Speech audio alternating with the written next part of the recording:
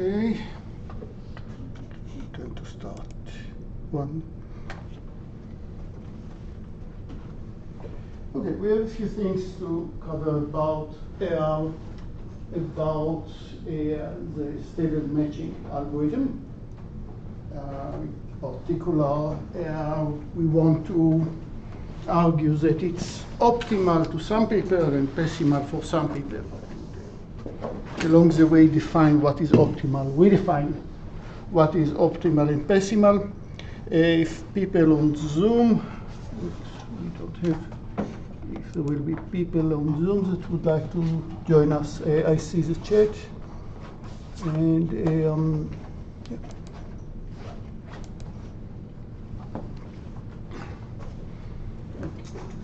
So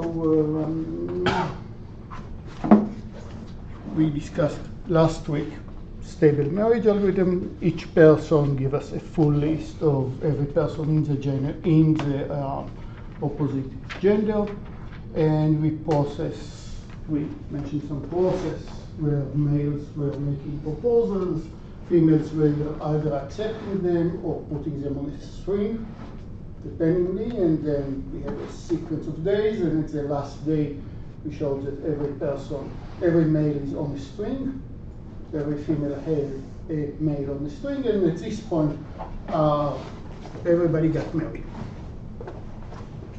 Okay, and we also proved last meeting that this matching that we are getting is stable. And among the 5 of us, the 4 of you plus a single person on the Zoom at the moment, remind me what is a stable matching, stable pairing.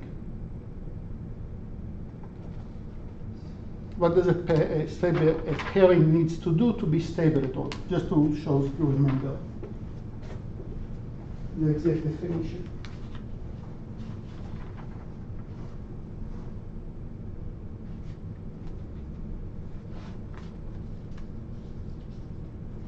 Oh, if it doesn't contain any rogue couples. There are no rogue couples. There is no couple that is not married to each other, but would rather marry each other instead of marry their current spouses. Right?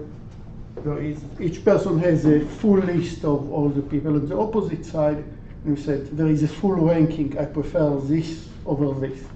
And if there is a couple that both prefer this over this, then it means that we don't have a stable market, if you wish. Remember, they got a Nobel Prize, the Galen Chappell got a Nobel Prize for economists after all.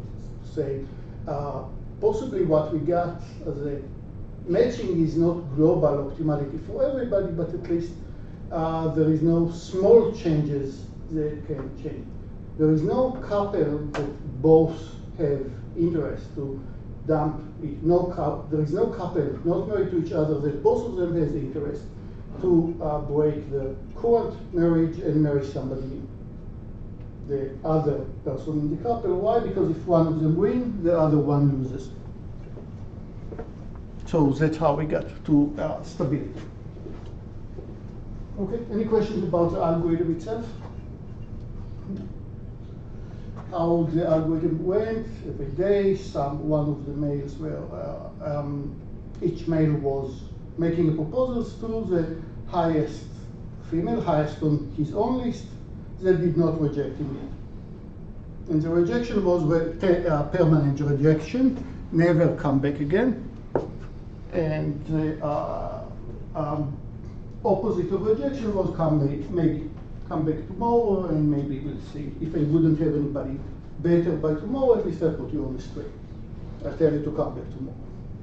And if that works, come back tomorrow. And that was a traditional marriage algorithm, the algorithm from supposedly 1950s. And you have in homework 1, you'll have homework 1 today. In homework 1, there is plenty of questions about generating inputs for the algorithm, analyzing what you actually need to do to make it run in n squared time. There is a few tricks that it requires you to do so you can make the algorithm run in optimal time, which is n squared.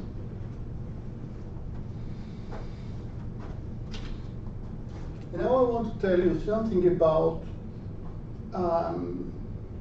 who is enjoying this type of algorithm the most, because we want to say that emotionally, during this whole matching process, females are getting an offer and from one person. Every female will get an offer from at least one person, and if she gets offer from two people, then her status or her dates are getting better. Like she rejects the one that she ranks lower and said maybe to the one that is better. Hopefully the next day somebody even better will come. Hopefully the next day somebody even better would come. So from female's perspective, it looks like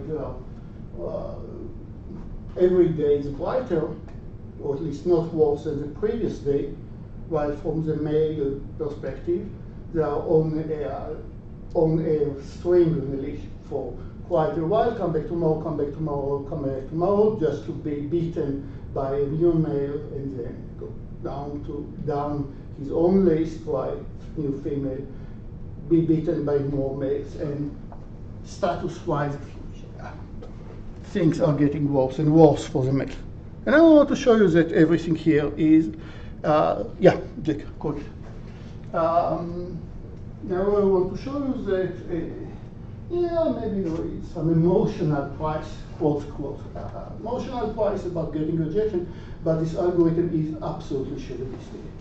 Is as biased toward the male as possible in any stable world. So let's define what is an optimal female for a male mark.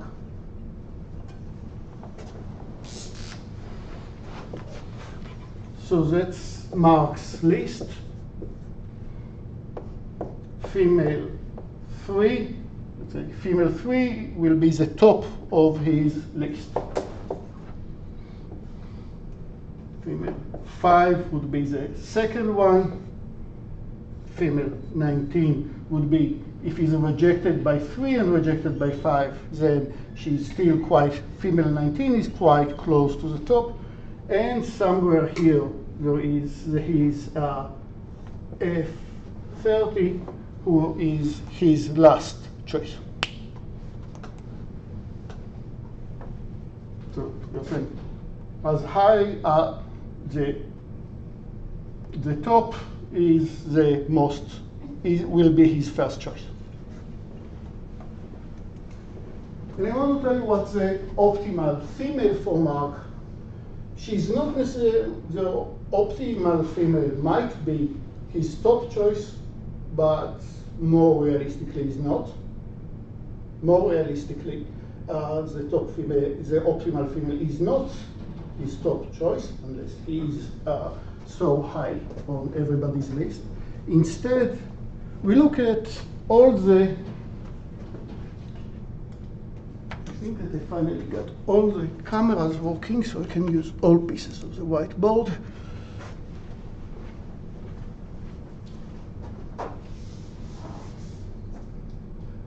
We look at the, how many one-to-one matching, different one-to-one matchings do we have between n males and females? We talked about it. N factorial. Look at all n factorial one-to-one matchings.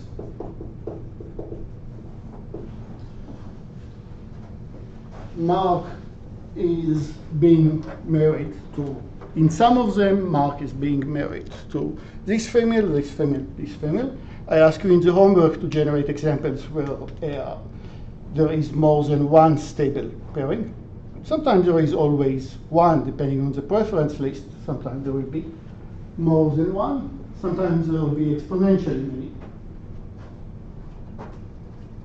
In each one of them, Mark is married to one of the females.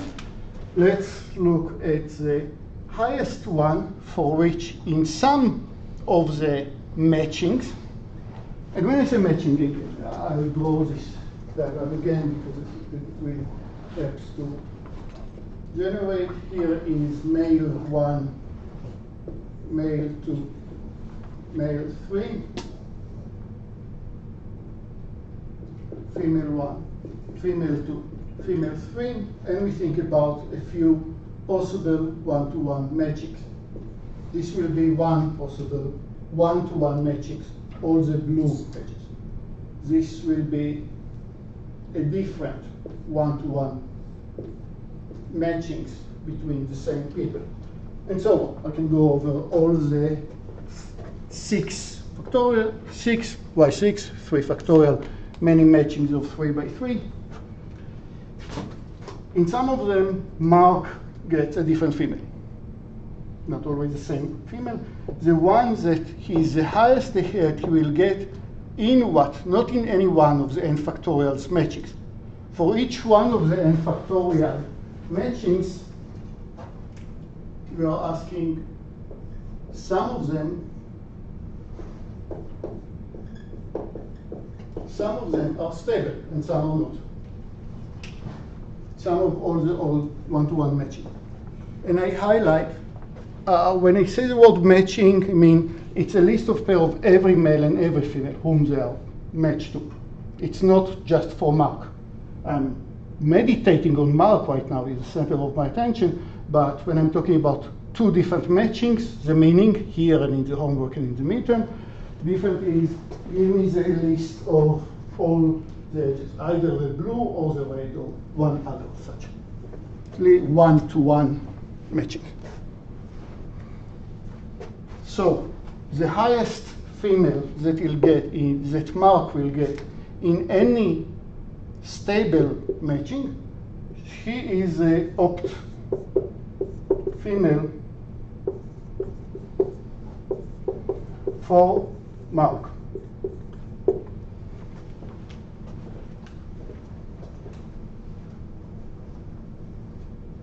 Other males might have different preference. The other male will say she's not the optimal female for me. And remember, when I defined the optimal female, I didn't care at all at which algorithm you're using. We essentially have 2 conceptual algorithms for finding the matching. We can run the TMA, the traditional marriage algorithm, also known as the Gale-Shapley algorithm, what we just studied. That was a fast and efficient algorithm. That's one option. Very good other different algorithm is generate each one of the n factorial algorithms. See if it's stable or not. If it's stable, list it as a stable matching, and then look at who is the optimal female that Mark is getting.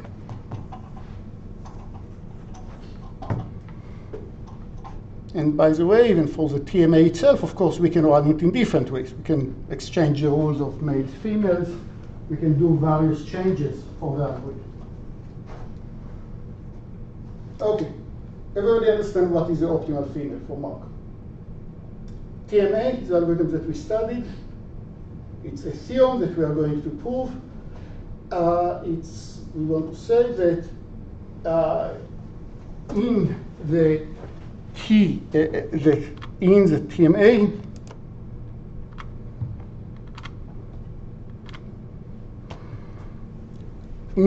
TMA, each one of the males, not only Mark, each one of the males will be married to the married to his optimal females, to the optimal female.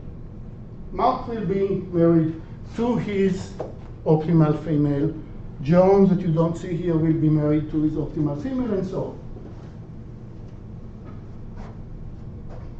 Okay, so TMA for men is as heavenly as can be in any stable world.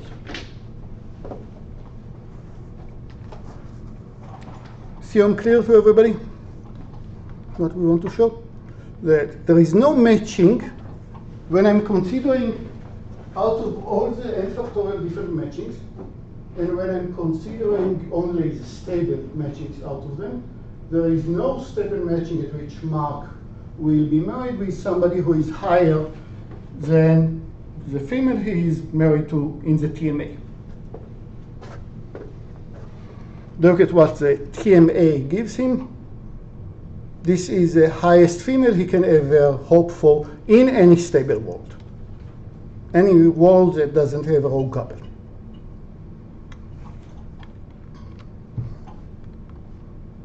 Okay, so we'll call it a male optimal pairing. It's optimal towards the males. Okay, and we're going to go through the proof of the theorem, and that's maybe a good point to talk about proofs in general of this course. So I'm taking a lot of academic freedom about designing the syllabus of this course. And my record in algorithms is decent enough, and I know what's going in other courses that I take a lot of academic freedom, including putting much less attention about material that I think that you might find less helpful, more boring, less exciting, but also including which of the proofs I actually want you to know and which one I'm teaching. What of the proofs I insist that you know. And maybe always think about which of the proofs I want you to know. Because proofs are always controversial parts. Maybe not the four views that bother coming to the classroom in a very hot day. You definitely don't have any motivation questions, but proofs are a controversial thing because, student arguably can say, hey, you know that people before me checked the proof. We all know that it's true. Why do I have to go through this again? And my answer will be that once I give you the proofs that I give you are the ones that I think that hide some idea over here, and this idea is something that you can play with to change the algorithm for different settings, different algorithms. It forces you to understand something new about the whole structure of what's happening underneath the algorithm, and I'll usually insist on you knowing it only if I think that it's transformable to some other domain. It helps you solve more problems because you understand better what's going inside the algorithm. This proof in particular is, I don't know about transformable, but it's definitely explains things about this algorithm itself, this matching algorithm itself. Okay, but it's a very legit question from your side to say, we are paying a lot of money for this summer course, why do we need to, are you giving us something that's worth our money? Are you giving any tools that justify us wasting time here and not doing something else? And I definitely feel obligated to do my best to give you good answers about why. Okay, so we want a proof about the male optimality, and I just want to break the time a bit into microseconds, milliseconds, so that at the same second there is no case that two males are may both making an offer. Let's say there is not even a day the two males make an offer. Let's say every day only one male makes an offer. Exactly one male makes an offer until all males are on a string. You remember from the algorithm, once a male is on a string, then as long as he doesn't get rejected, he is not making an offer to a different female. Keeps making offers to the very same female. So right here I'm just breaking a bit the time, so there will not be two males that are making a proposal at the very same moment. So I'll say that if both two males are proposing to F, I'll say one of them, completely arbitrary, one of them made the result, made the offer a moment later. And you see that the order doesn't matter. If both M1 and M2 makes a proposal to F, and M1, and she prefers M1 over M2, then it doesn't matter if M1 makes the offer, and then when M2 makes a proposal, he will get rejected because she has already M1. Or alternatively, M2 makes the offer, gets for a moment being on a string just to be rejected once M2 makes the offer. So the order doesn't matter very much. So I'll just assume no two males make the makes the offer at the same time. There are some tricks in the algorithm, and nothing happens at the same time. So the theorem tells you every male under the TMA gets his optimal female. We're going to show it by contradiction, by showing that the opposite cannot happen. What is the opposite? Not optimal. Sorry? Not the optimal. Not the optimal, meaning I'm not saying that every male always get his. I'm saying it's possible that a male will get a female in a stable world. Mark will get somebody who is lower than his opt. I'm definitely not saying that he always get his opt.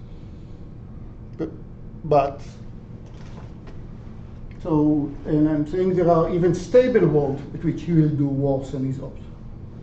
Opt means she's the highest on his rank that he can get in a stable world. What's the opposite? The female rejects someone who's higher on her. Getting there. But here I'm not talking necessarily about the TMA. I'm saying out of all the many, many stable matchings,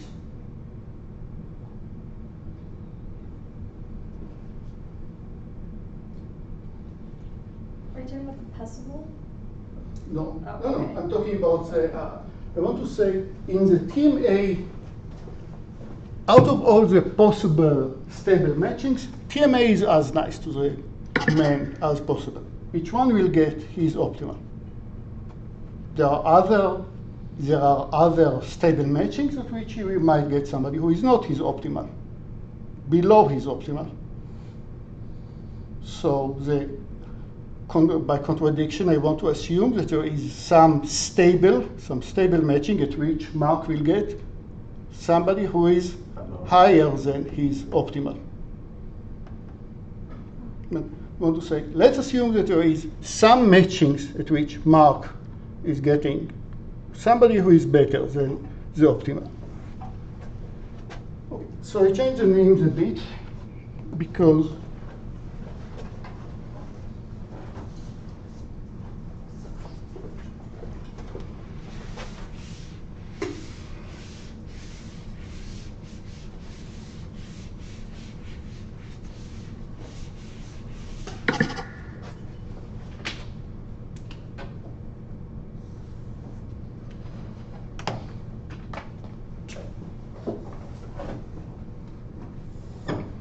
I changed the names a bit because I wanted the first letter to say something about, so I talked about F for female, Florence.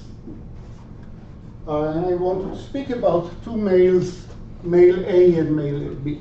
We'll call them Adam and Bob.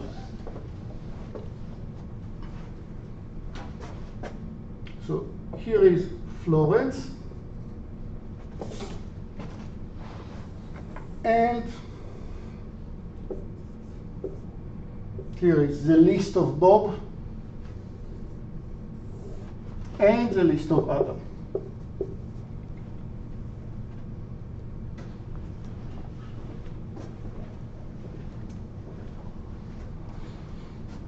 And assuming that Florence is the opt for Adam. Here is Florence, and she's Adam opt. Florence is the highest Adam can get in any stable matching. And now I'm running the TMA. I'm running the TMA and assume that Adam is being rejected by Florence.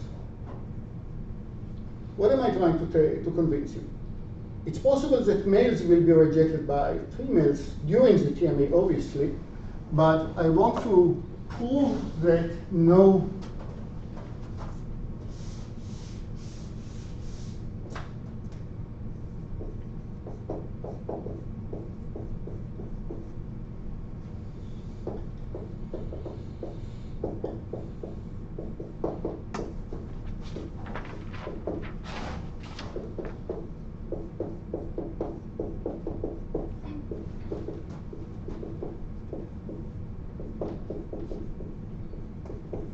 I want to say that during the TMA, no male is being rejected by his optimal female. Might be rejected by other females above her, but not by his optimal female.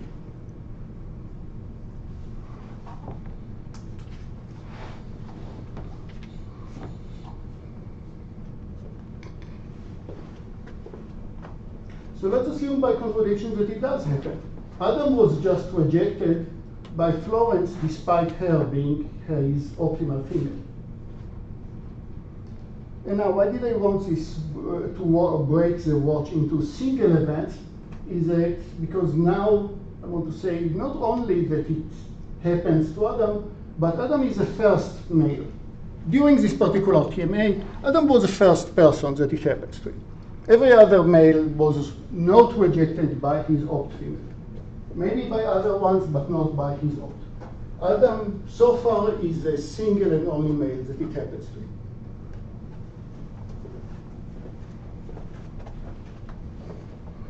And why did Florence rejected him? Why did Florence rejected Adam? Florence rejected Adam because she just got an answer, a proposal from Bob. Florence just got a proposal from Bob, male A, male B, and that's why Florence F was rejecting Adam. So in the list of Florence,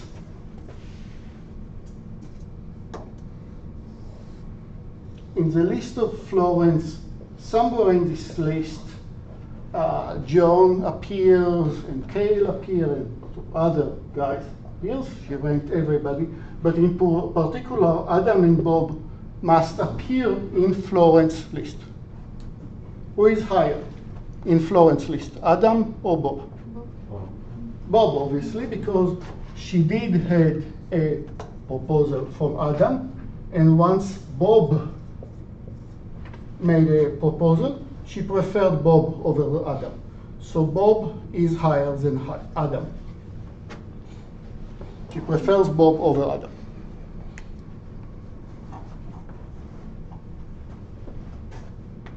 Now, let's look at Bob's list.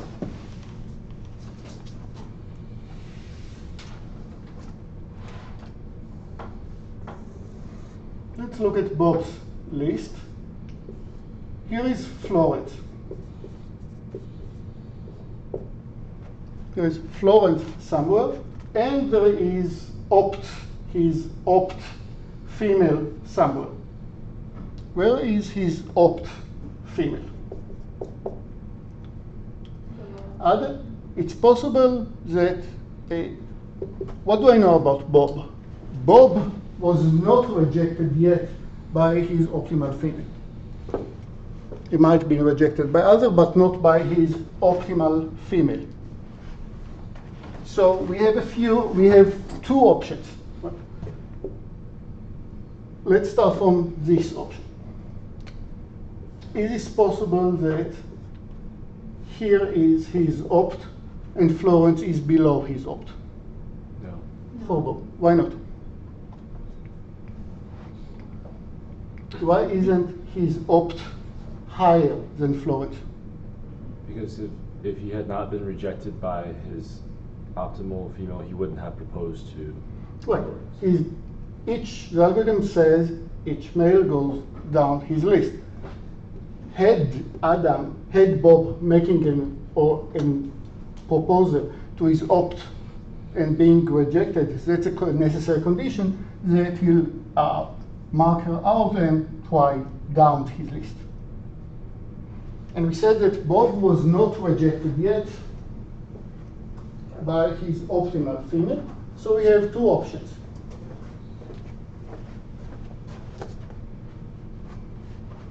This option does not exist, and we are pretty close to the end.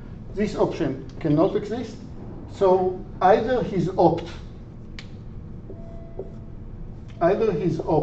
is below Florence, or his opt is Florence herself. Both options are legit. Possibly Florence is Bob's opt. Possibly Bob didn't make an offer yet to his opt.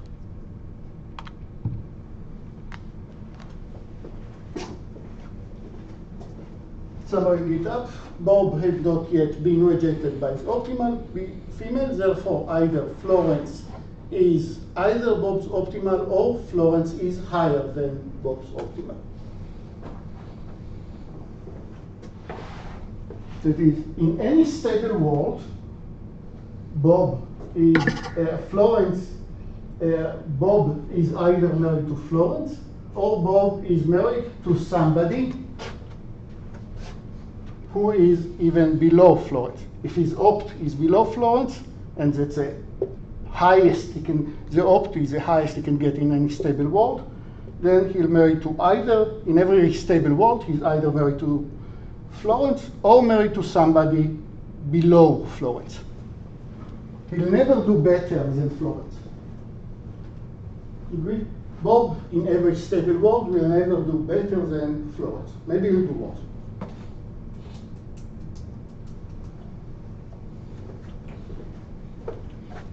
Okay, we are near that.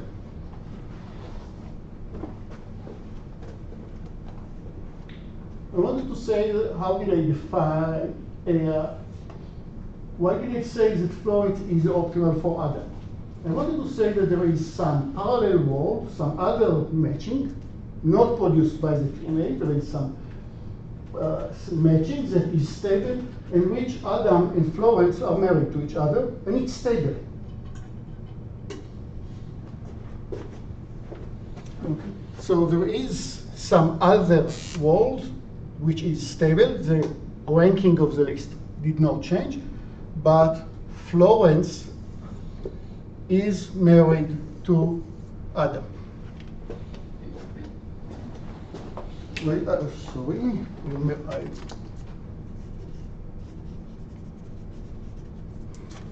The list at which Adam is married to Florence. In this other world, let's call it S, for some parallel world at which they are married to each other, but it's stable marriage. That is, there is no rogue couple in S.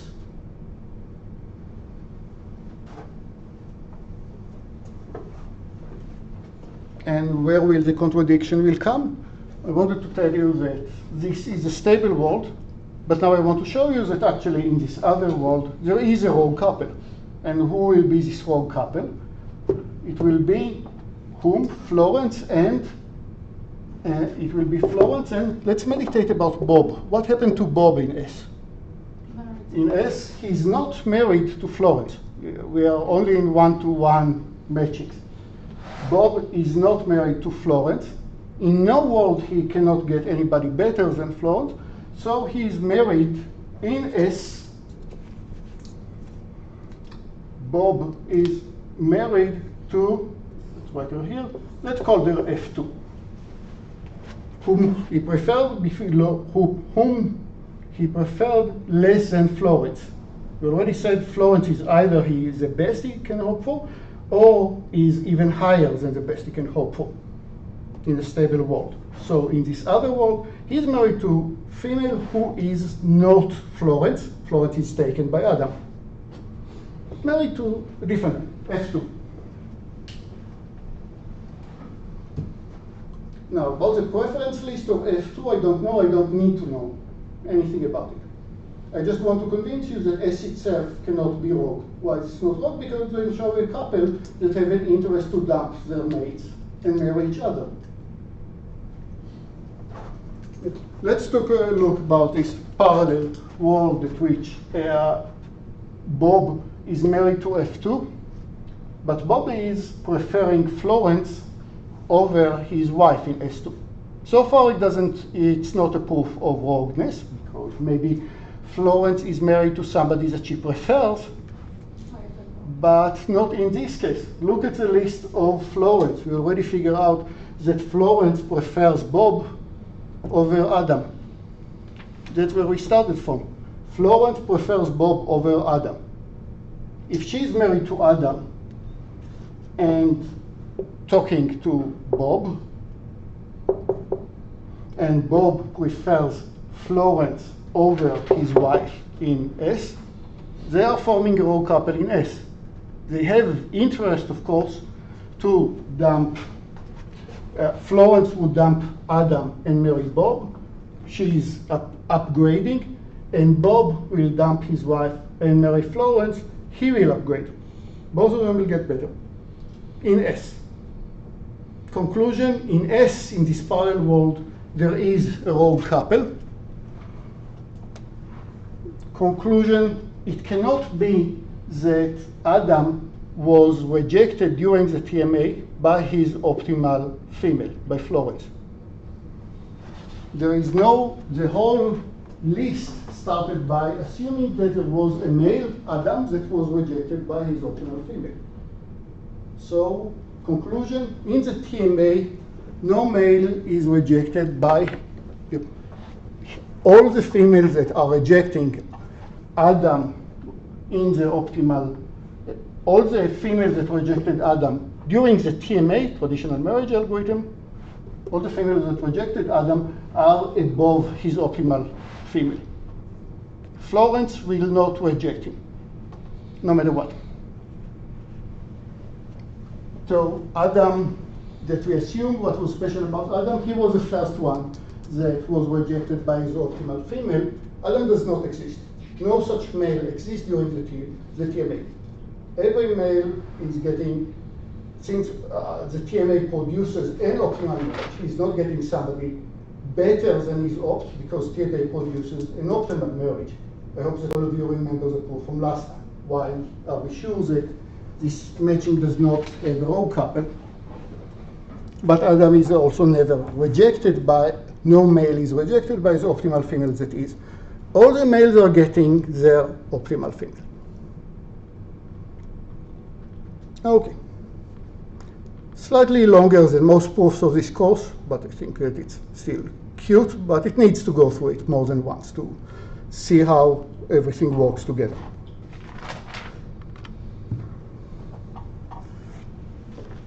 Okay. So we said that in a sense, TMA increases happiness, if you wish, among the males, but maybe it increases happiness among everybody. Not really. Before we are leaving this proof, any question about the proof, about why was it male optimal? Jake? Okay. To make sure that you understand why it is male optimal, now let's define analogously what is the pesimal male for Florence. Again, looking at all the n factorial many different matchings. Some are produced by the TMA, some are not. Look at each one, spend some time to check if there is a rogue couple. If there is no rogue couple, then it's a stable marriage. Among all these many optimal male, all these matchings, look at the worst male was the lowest in Florence's list that she's ever getting in a stable world. So Florence pesimal male is the lowest ranked male according to her opinion, of course, completely individual. But according to Florence's list, he's the lowest one that she will get in any stable world.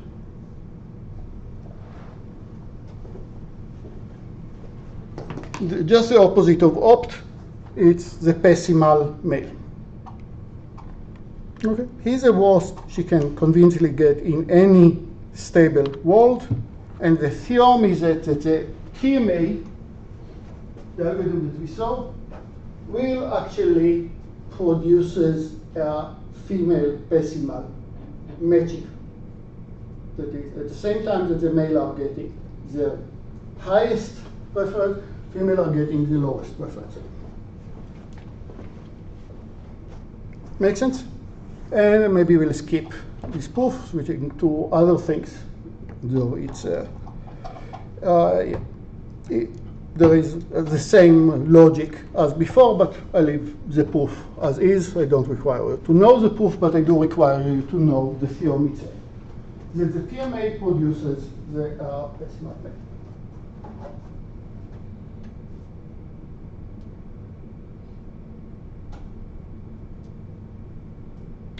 Okay, now there is lots of conclusions from this optimal Pesimal male.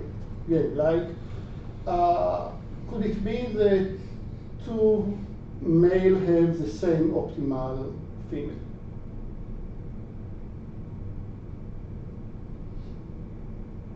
No. You think no two male have the same woman as the other optimal female? Why?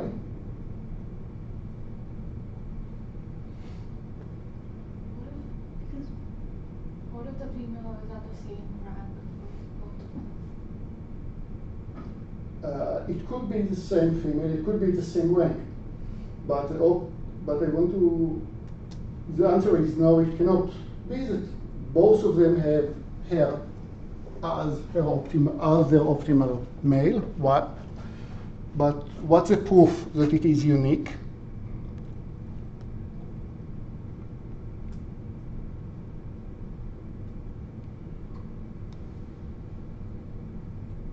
Like how Jake said that because one of them has to be rejected. Oh, sorry, I didn't see Jake. Yeah, because let's run the TMA. We know the result of the TMA will be the same always. The result of the TMA guarantees that it's a legit one-to-one matching, thanks Jake, you didn't see, and it's one-to-one matching, and every male is married to his female wife. So yes, that is the proof.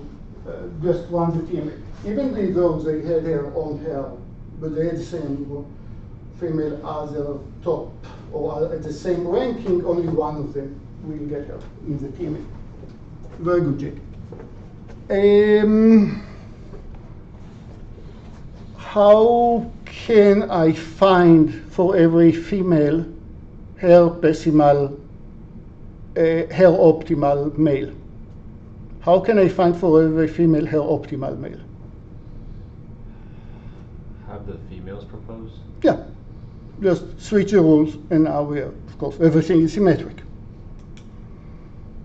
Okay, and there is a lot of other algorithmic questions that I can ask you over there, right? How do you know if the matching is unique?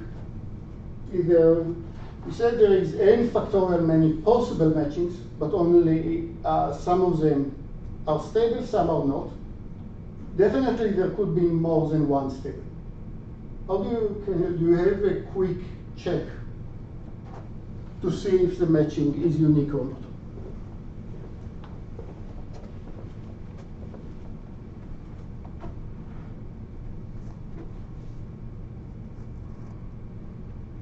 Quick, I mean, the TMA algorithm runs after the massage that you give it in homework 1. TMA runs in n squared time, which is optimal running time, by the way, right? Because the input, what's the size of the input? Every person gives you the whole list of all people in the opposite gender.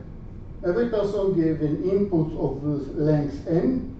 There are 2n many people. So altogether, n squared is a lower bound. That's a number of bits, number of bytes that you need to read, the number of information items that you need to read. Make sense? So I cannot run in better than n squared. And actually, this algorithm runs in order of n squared. So it's tight. It's theta of n squared, no less than n squared, no better, no worse than n squared.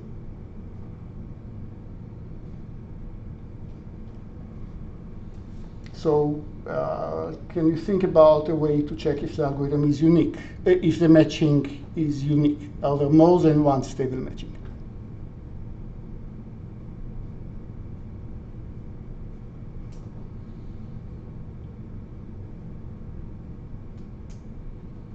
Hint, the optimal, play with the optimal and pesimal.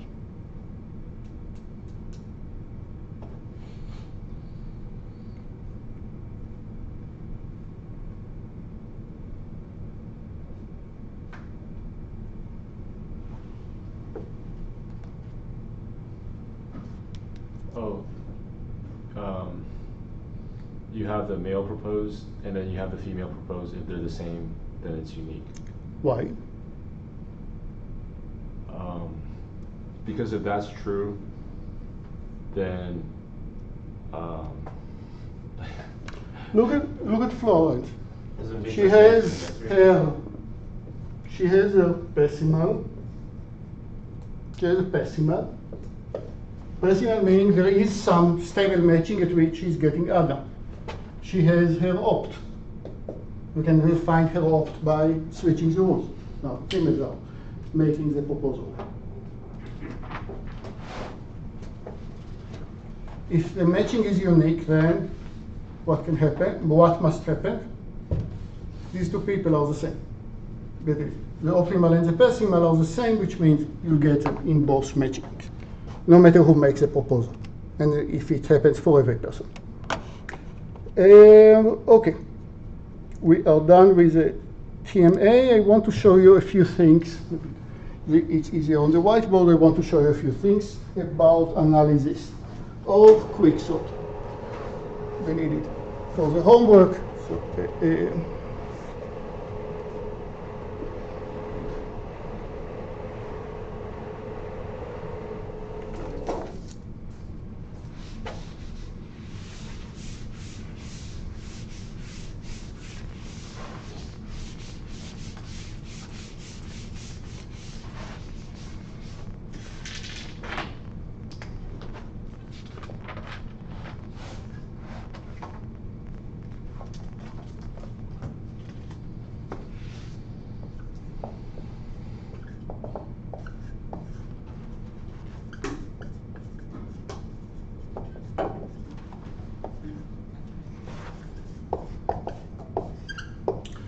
So I have an input array A from 1 to n, array with n keys, and I want to merge sort of A. I want to sort using merge sort. And hopefully all of you have seen merge sort in some case. If not, that's fine. My explanation will be fully contained, but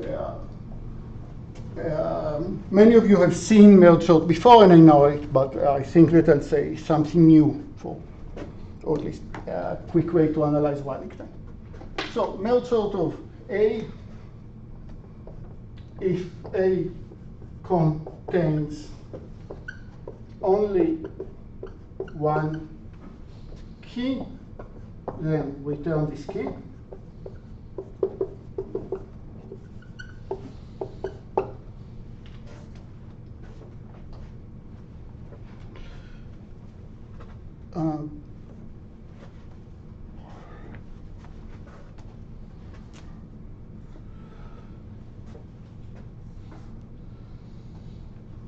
Else,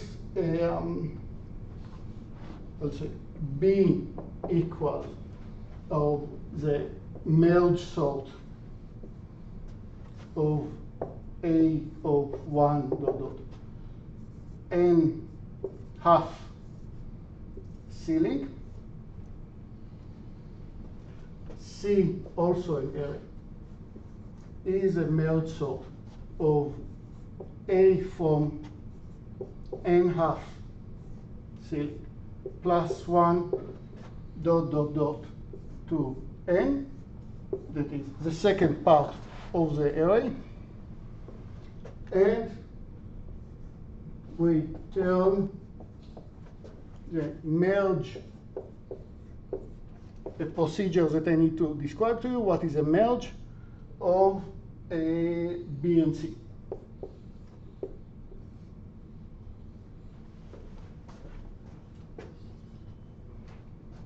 I think that I need this part of the one. I think I'll try to, where do I have? Yeah, you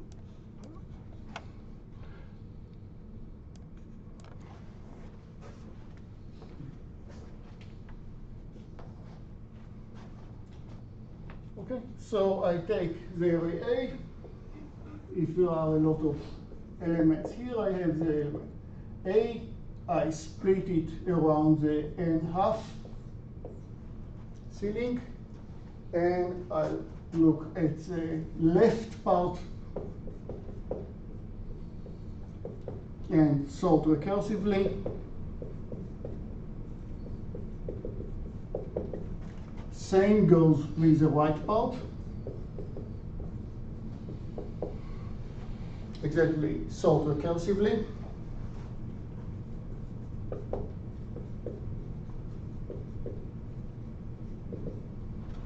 And finally, I perform the merge. I'll call the left part. I'll call the left part B and the right part C, and finally I perform merge of B and C.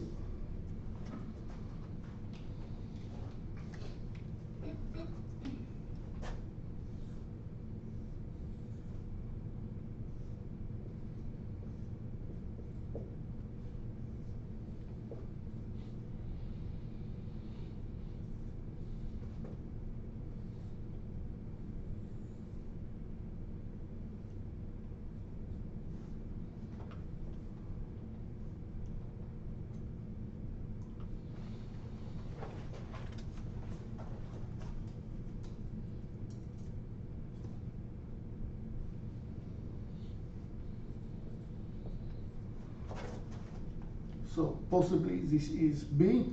I put the array, I rotated the array by 90 degrees, so the smallest element is at the top. B, after calling this process, B is sorted. 3 is smaller than 17, smaller than 50, smaller than 60. C is already sorted. And now I'm going to perform merge between these two pieces. So how do I pick these two pieces? I'll keep a pointer, an index in each one of the arrays, and I'll ask if let's call this element I, let's call this element J, and if I is smaller than B, J then white into C, white A, I,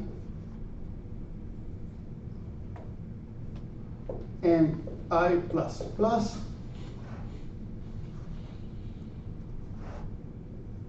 else white B, J, and J plus plus,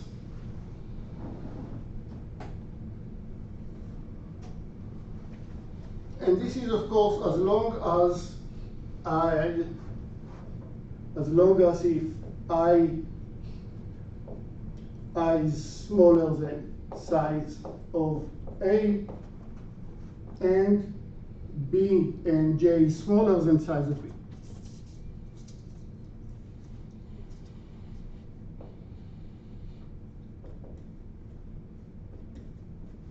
I assume that there are elements in both of them, as long as, but once I or J got to the end, then I'm just writing the elements from the other side of the array. I'm just reminding everybody how it works. In general, let's run through the quick example. I'm moving I and J, or I can think about them as crossing them out. So I'm comparing BI and, oh, it's not A, thank you. It's not AI, apologize. So it's it's a B and C, yeah. So let's size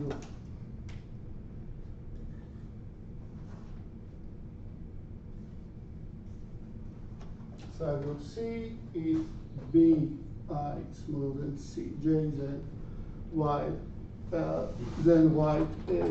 B I plus plus, otherwise 1, C, J and G plus plus.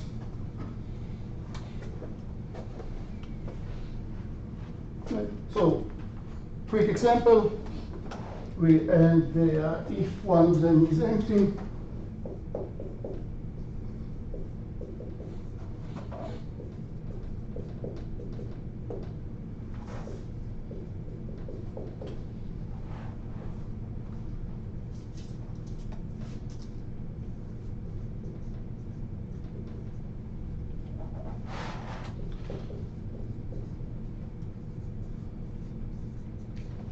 right, the keys in the other part.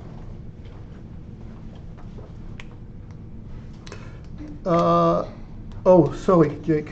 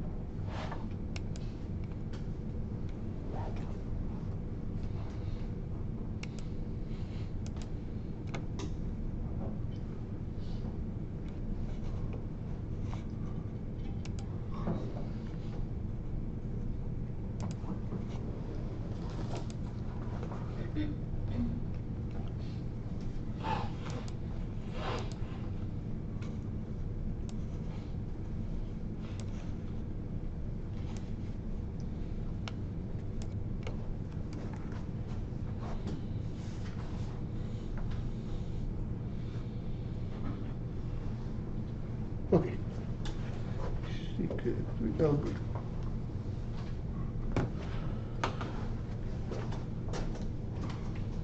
Okay, so how does it work? We are comparing 3 to 2. Well, 2 is smaller, so we are writing from C, performing write C, C plus plus. Well, let's write 2 outside. Just to make sure that I'm in there. About that he sees, yes. Okay. I'm writing 2 outside, sketching out, performing J plus plus. Now I'm comparing 4 and 3. 3 is smaller, so moving this pointer. So now I'm comparing 17 to 4. 4 is smaller. Moving 4, moving the pointer. Comparing 17 to 11. 11 is smaller. J plus plus. Comparing 12 to 17. 12 is smaller. I emptied C's. B still have elements. Now I write the remaining elements of C.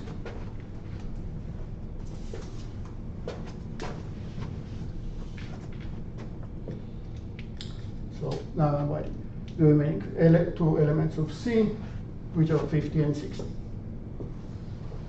So this will be what I return as the MesgeSort.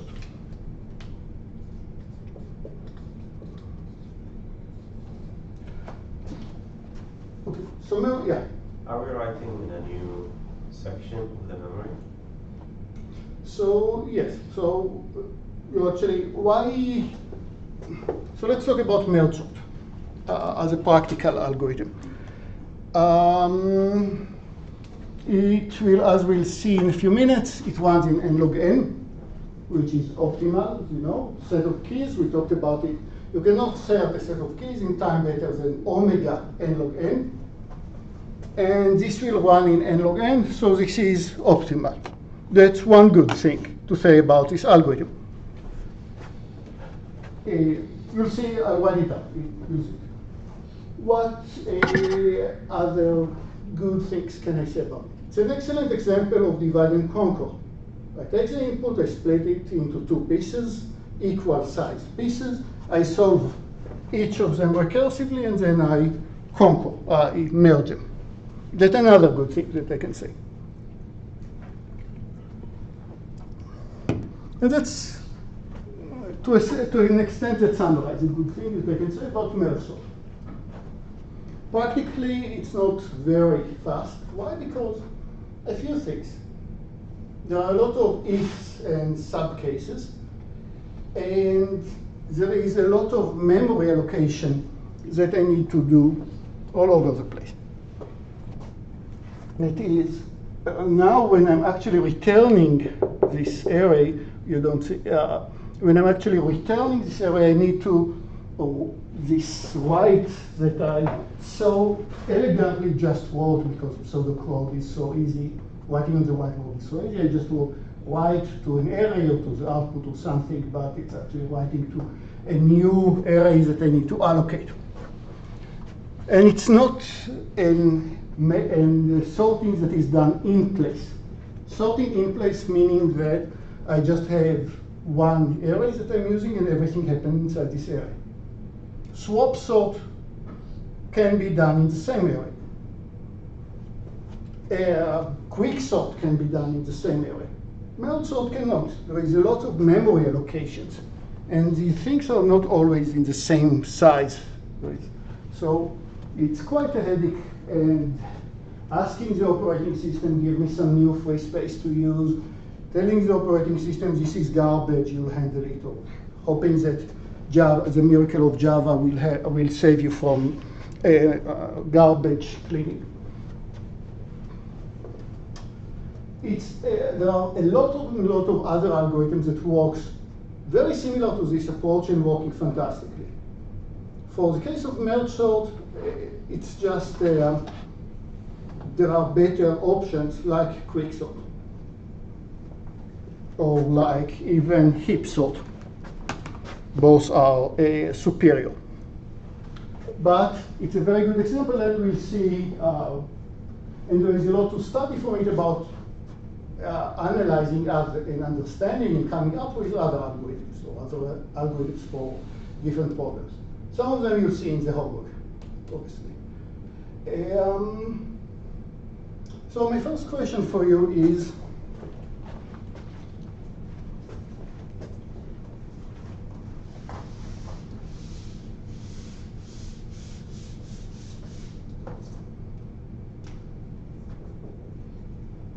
how much time the merge of B and C takes? Assuming that there are n keys altogether in A, then how much time does it take? There is a point to this question. It's slightly less trivial than what it looks. The merge operation, you cannot see the two of the left, but I have this camera that shows the left part. I see.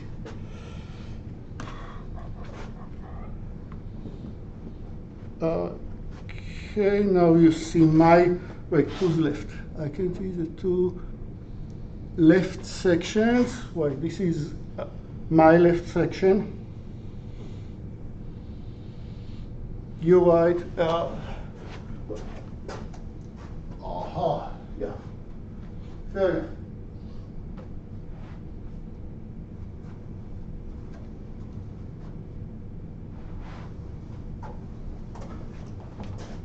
But now there is a piece here that you're missing.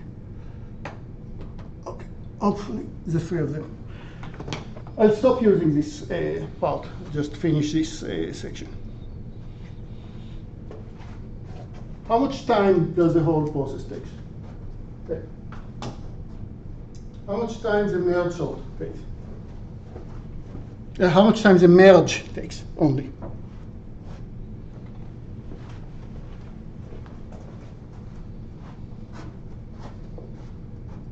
Here I'm asking how much time the merge takes if I start with n keys.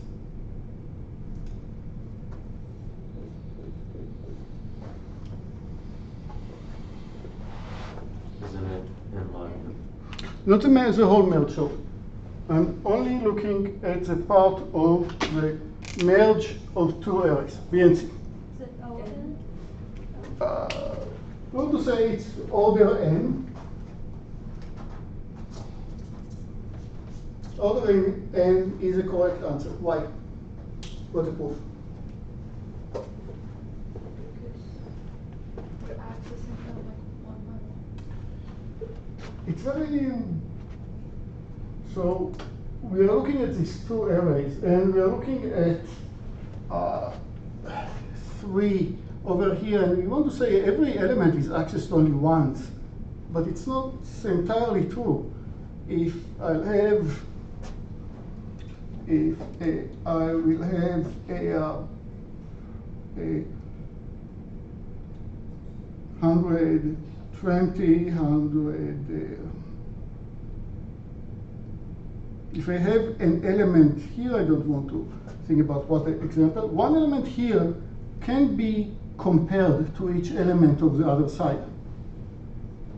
Now, let's make this element a 100, 117, 115, 160. Then what's happening? 100 is compared to 2, 4, 14, and 12. And only I can move with the 100. So it's not exactly accurate that every element is accessed only once. So we want to be a bit more settled.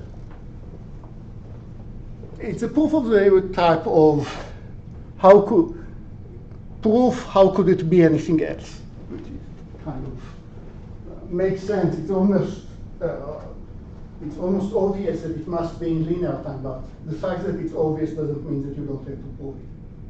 So what's the proof that it's linear time? Because just the size of the array or the keys. There are n keys, and half of them in B and half in C, but maybe I check every pair against every pair, and then it will be n squared. It's not what I'm doing, but just the fact that the input is of size n.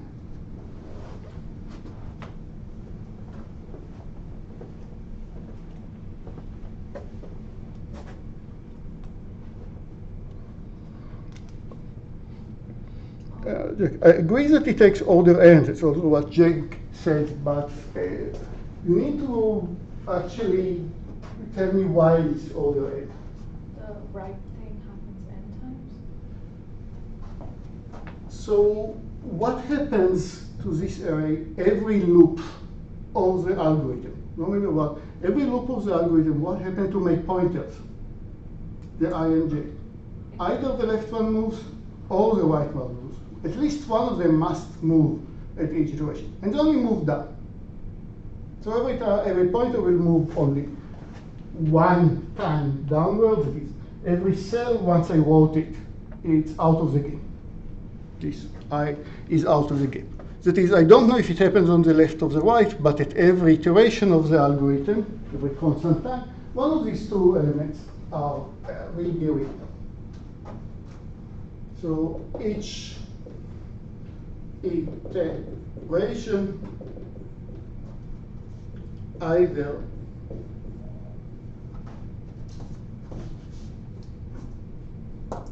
one of the pointers I or j must move downward.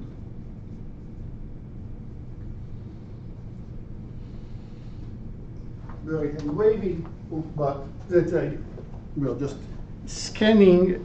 There is we are not arguing that an element will be looked only once, but we are arguing that after that each iteration we can we can erase from the input one of the elements.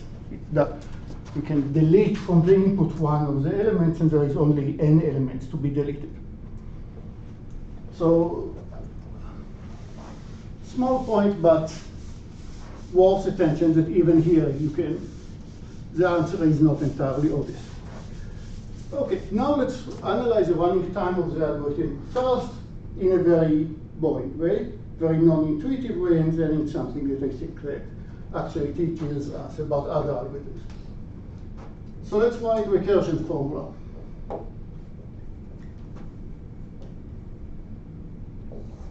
Following standard textbook, T of n equals 1 if n equals 1. T of n takes constant time if the array is the input.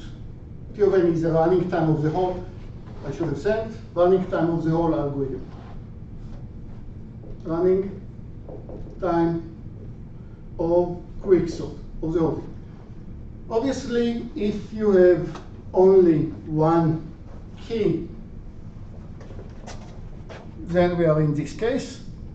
A contains only one element, then we are just returning and it takes a constant time. Otherwise, it takes what? It takes T of n half ceiling, I need more room.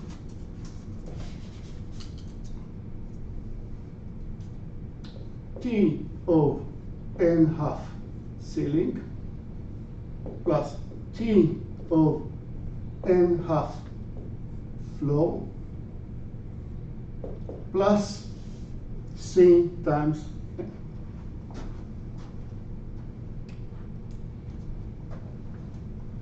How did I get to these numbers?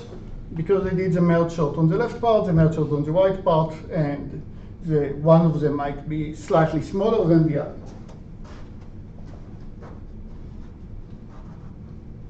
And that's the time of the merge sort. The merge sort, the merge itself, so it came from here. Constant time. Okay.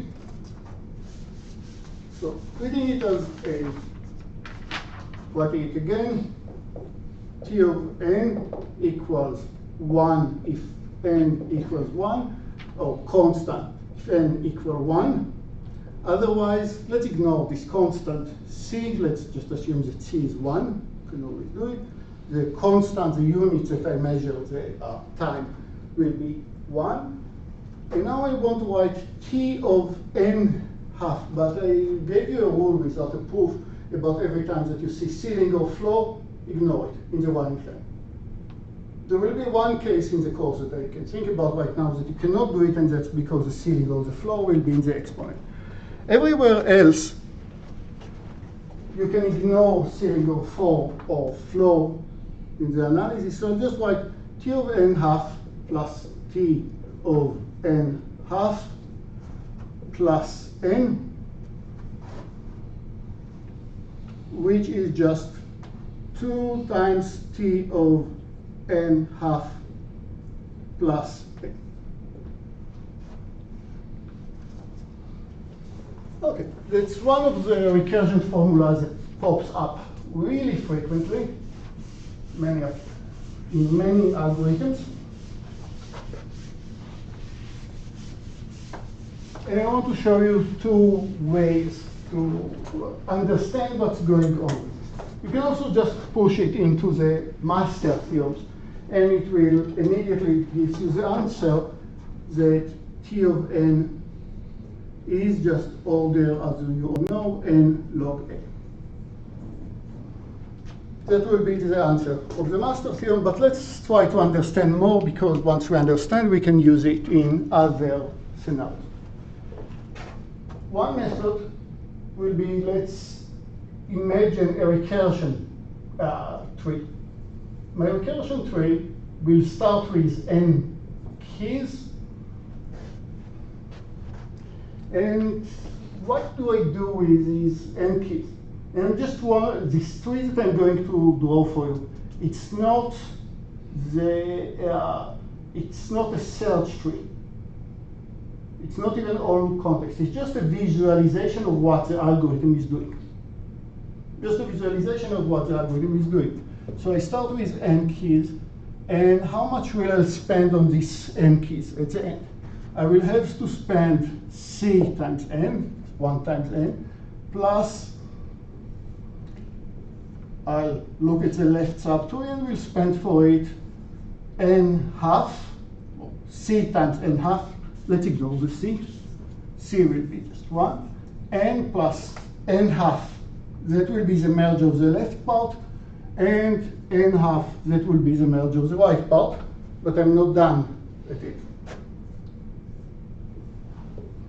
Here I have n over 4. How do I sort the left subtree? How do I sort the left sub-array, sorry? I'll break it into 2 quarters of array, each one with n over 4 many keys. N over 4, n over 4,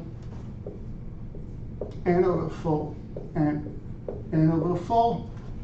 That will be the time that I'll spend at each part, but still I have the recursions, yada, yada, yada. And these recursions will stop when this n over 2 to the I, this tiny little element, is only of size 1. So n over 8, n over 8, n over 8, and so on. And I want to ask what is the total running times that happen in all these pieces of the algorithm. And let's sum it up. Each element of the array was called once when it was just a single element that was the part of the if n contains only one element. So here, altogether, the time that I'm spending is n. Analysis that you hopefully have seen before. But let's remind you, that's not the new analysis that I want to show, but let's follow the book over here. So at the lowest level, I'm spending n time. What happened in the highest level? I only have one array, but so I'm just doing the sort. Also spend only n time. What happened one level below? I have n half, constant times n half, plus the same constant times n half, the left part and the right part, all together. This n half plus n half sums up to 8, right?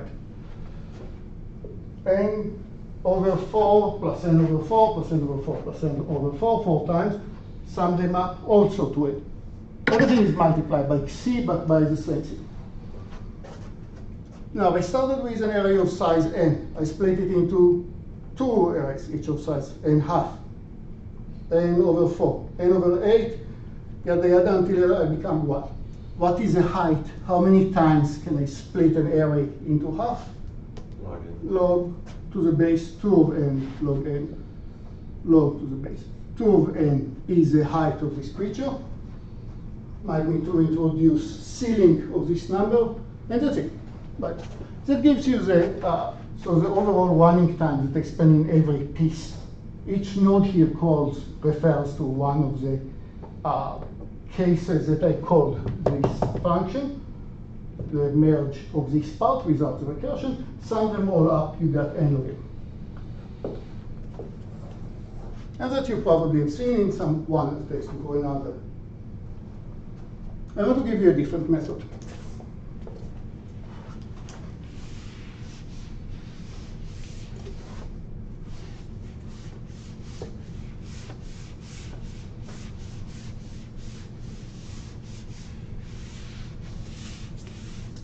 But everybody understands this part, have seen it before, such a tree. So at least this function by itself already gives you much more than just the master theorem, because at least you understood where the n log n came from, just summing up the running time of each individual. But I want to do something else. I want to ask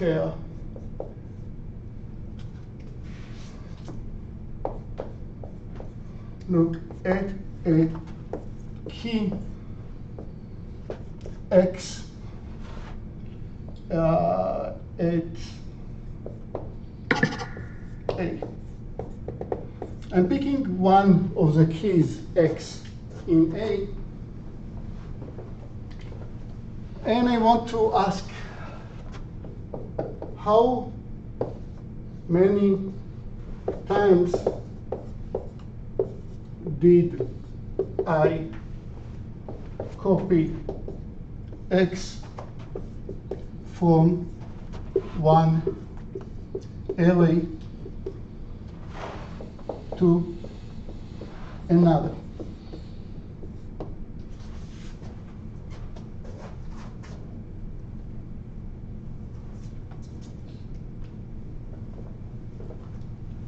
So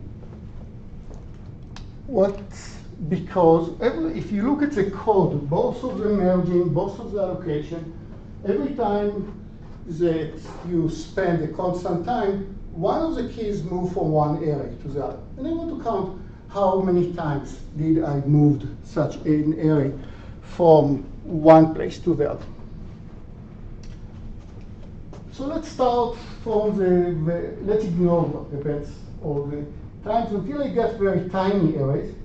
And then I merge X, one of these copies that I picked from, I merged X.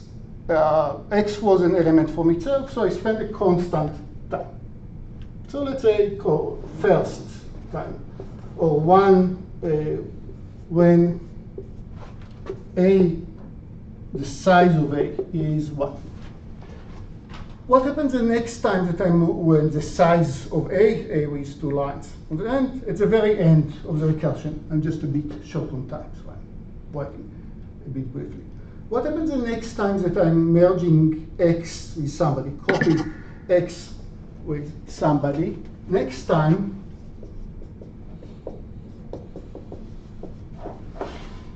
X is with another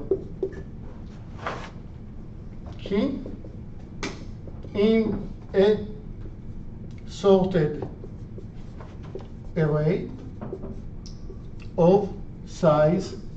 I merged X with some other key, so the next time X together with some other array is in an array of size 2. That is, the MesgeSort created a run of 2 elements, say 3, 5, a run of 2 keys that are sorted, another run of 2 keys which are sorted. 5, 19, 5 appears 1, 17, 32. Let's continue here.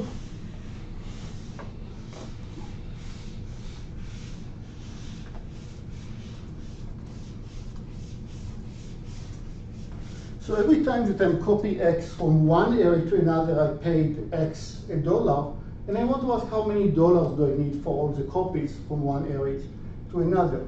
The next time that I'm merging X with somebody else, next, X is in a sorted set of what? I took a pair of 2 keys that is sorted. I took a pair of 2 keys that is sorted, and I merged them. That's why an X was one of the operations that I did. That is, so after merging 2 runs of 2, X is of size is in a set or a run like a sub-sequence of elements of size 2 to the 2. There are 4 elements now that are sorted. These 4 will be sorted. This 93 and 105, these 2 and these 2 will be merged into 4 tuples that is sorted. Next time that I moved X from one array to another, X is in a sorted set of 2 to the cube, sorted of 8 runs of 8s. Now my output is ones of 8 elements that are sorted. Dot, dot, dot, dot. X is in a set of 2 to the I after I many steps. I merge pairs into 4 tuples. I merge 2 4 tuples into 8 tuples, 8 into 6. 2 8s into 16, and so on. X is now in a size 2 to the I after I steps.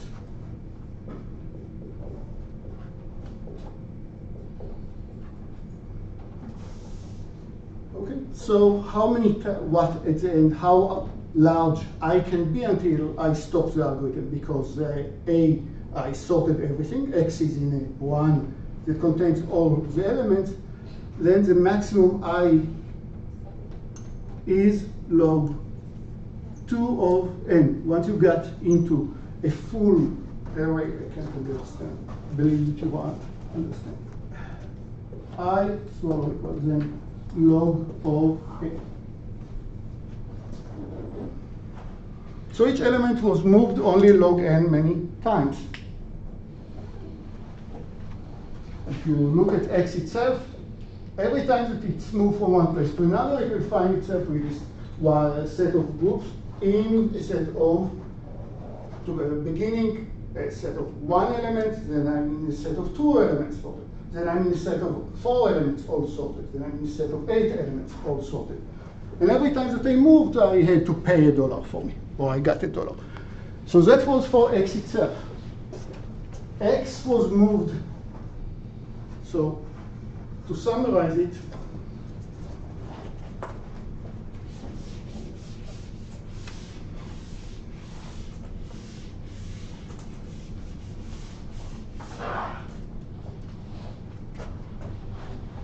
X moved from one array to another only log n many times. There are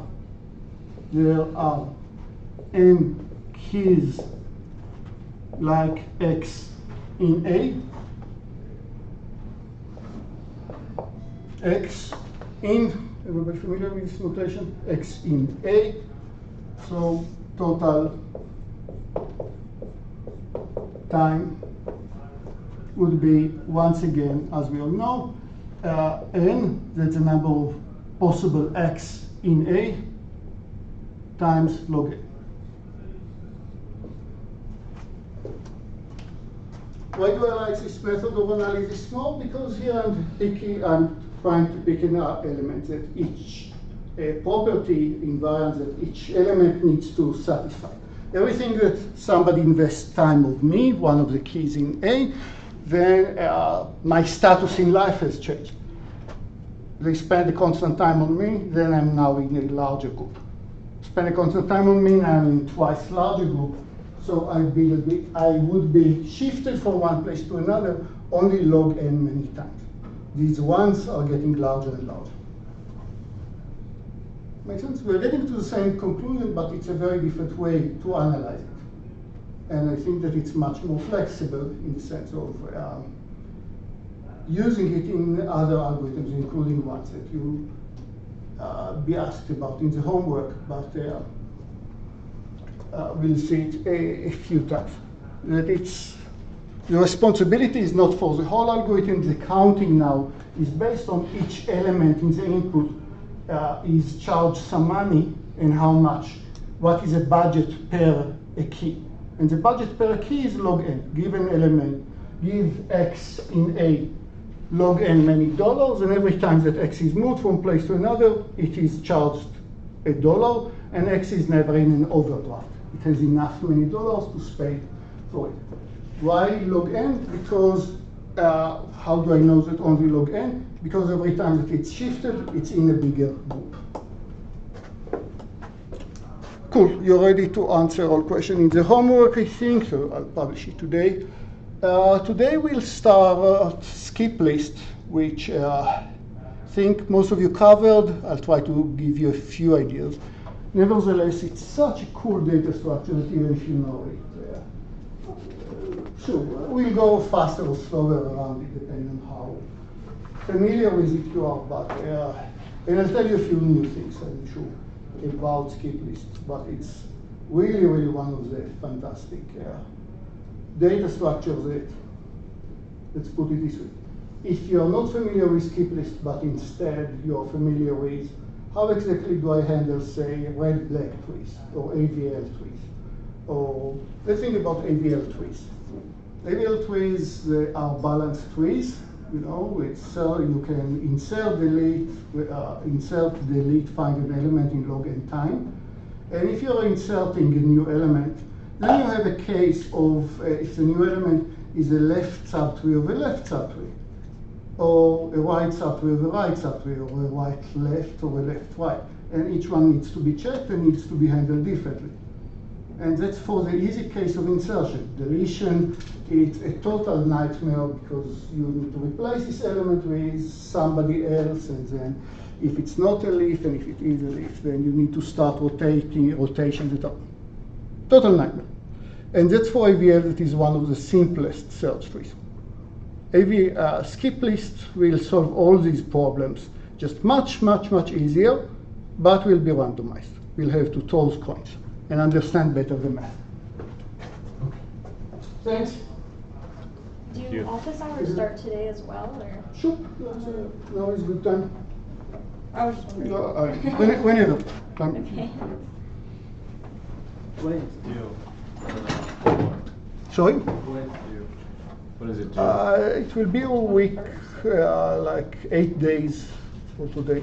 And I'm not extremely tight, unless people want me to publish the solutions urgently, or that we are just getting so close to the midterm and I have to, it's fine. Usually I'm very relaxed about it. If you have conflict. Oh, but that's important. We set the midterm to some date, I think the 13th, but please check in the course website. I set the midterm for some date right now, but I assumed that it's convenient for everybody. We can shift it a bit if you guys have conflicts in this particular day. I think that it's July 13th, please double check. And please see that it works for everybody. We can easily shift it a bit. Thank you. Thank you. Okay.